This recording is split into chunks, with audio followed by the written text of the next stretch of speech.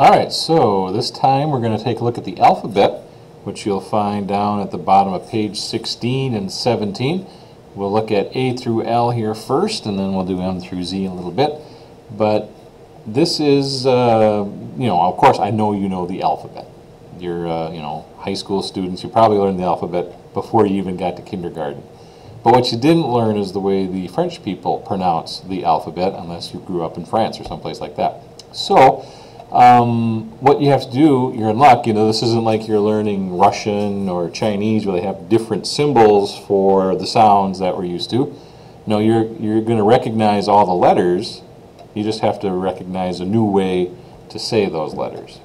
Okay? And so here's how a French person would look at this, but say ah. Ah, like you're going to the dentist and saying ah.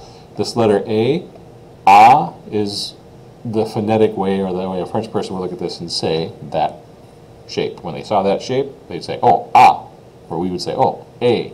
Okay? French person would look at this, we say B, they say be, be. We say C, they say say, say.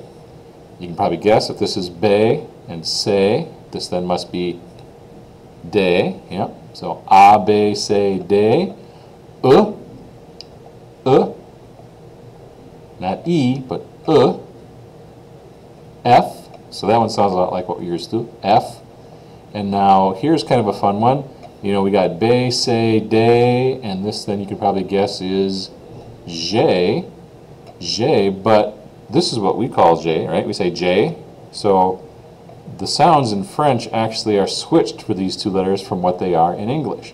So this is J in French.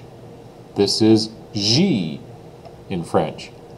Where in English, this is G and this is J. Okay, so just remember that G and J sounds are flip-flop from what you're used to.